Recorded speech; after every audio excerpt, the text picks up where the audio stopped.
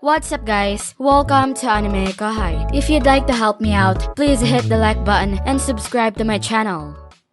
Minitz was talking to himself, not caring who heard him, and in spite of all the vitriol, he looked pretty content. It was the first time in a while that he felt his heart soar like this. Not once in his life had he ever felt exposed to so much danger. Typically, his rank ensured he was rarely, if ever, allowed on the front lines. He was an upper-class nobility, not some upstart, and once he retired from the military, he'd have an even loftier career track than Calgario waiting for him. He already had enough connections in politics that he had built up his own faction among the government's lawmakers.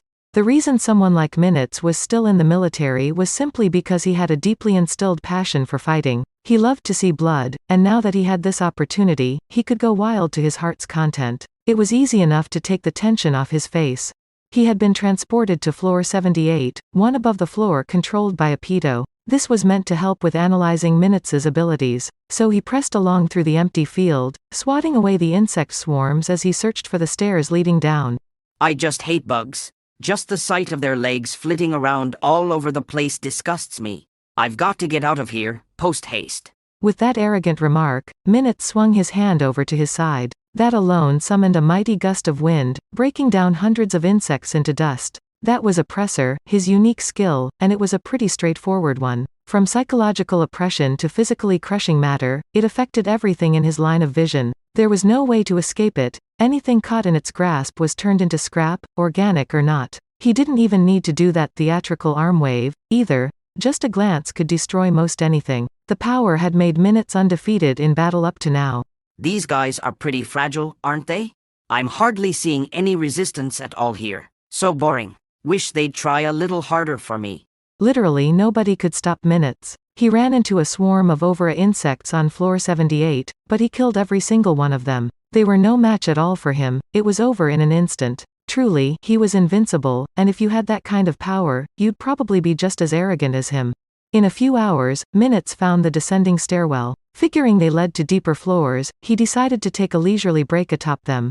The leather bag slung around his waist was a fancy and expensive magical tool. From it he produced a hot, freshly prepared meal to enjoy. The bag also contained a magic warding bedding set, tent included, allowing Minitz to sleep as soundly as a baby. To him, this labyrinth wasn't even a fun diversion. The next day, he casually strode into floor 79, and there, he'd finally meet a worthy enemy. The attacking army wasps, silent killers, as they may have been, were mown down in an instant by Minitz. No matter how tricky the monster he faced, as long as he could lay eyes upon it, the jig was up. Heh, the monsters here are no match for me either. What a disappointment. Minitz's bold words were enraging someone else on the floor. It was a pedo.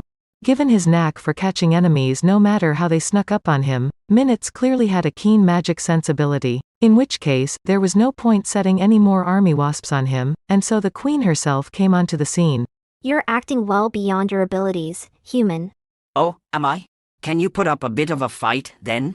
Because you don't seem too different from the rest of the bugs here. He stepped upon the mounds of wasps on the ground as he spoke. It made a pedo's rage amp up several degrees further. You're dead. I'd like to see you try. And so the fight was on. Minitz began with a casual approach, giving Pedo no credit at all. He wasn't being careless, it's just that he thought Oppressor could easily smash this foe to pieces. It didn't take long to realize how naive this idea was.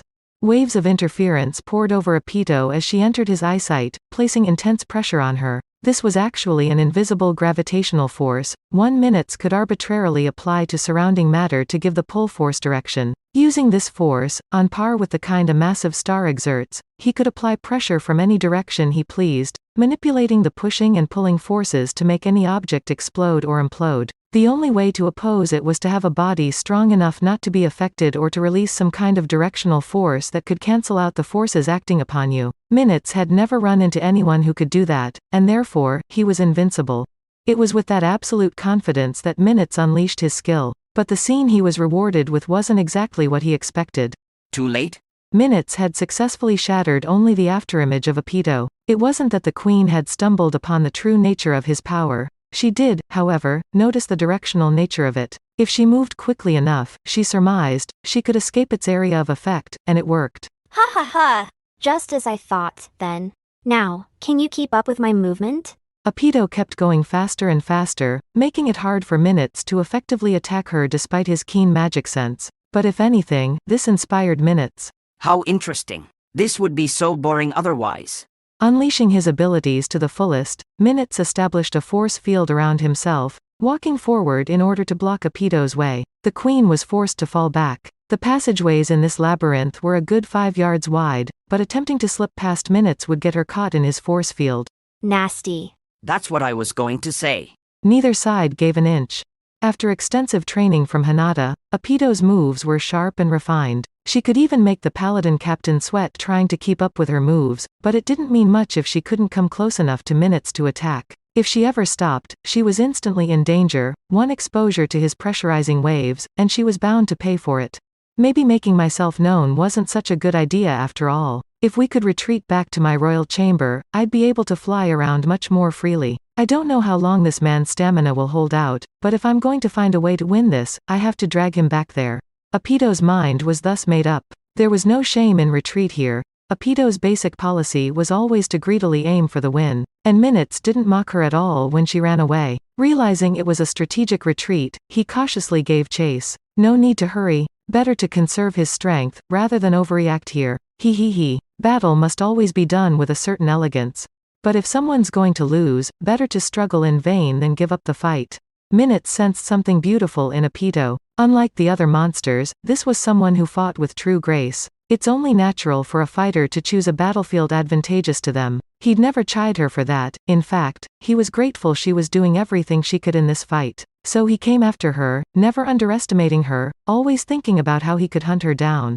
They eventually arrived at a large, wide open space, a chair placed atop a dais on one end. The queen's throne, I presume? Well, fine, then. A fitting place for you and me to settle our score. He was ready and willing to take the enemy's offer, but please, he arrogantly thought, just make this entertaining for me.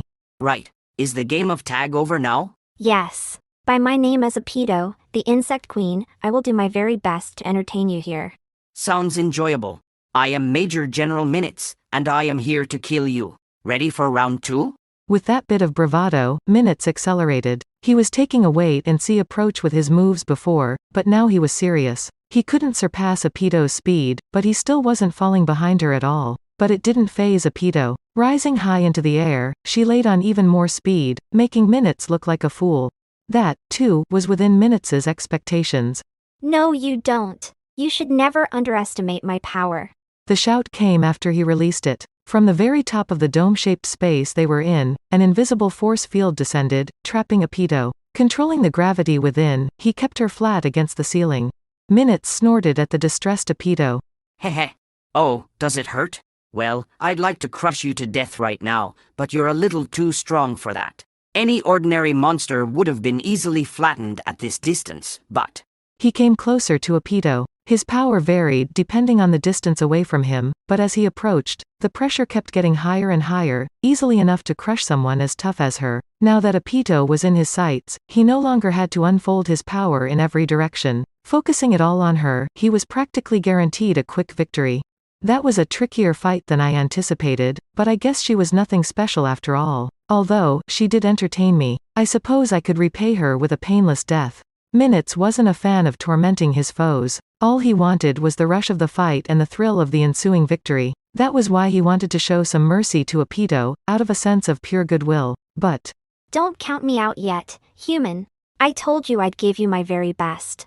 With that shout, Apito, surely suffering under the pressure, flew back into the air. Her wings were torn, her arms and legs bent in odd directions, and from antennae to stinger, she looked like a wreck, but her will to fight hadn't faded in the slightest. She, too, wanted victory more desperately than anything else.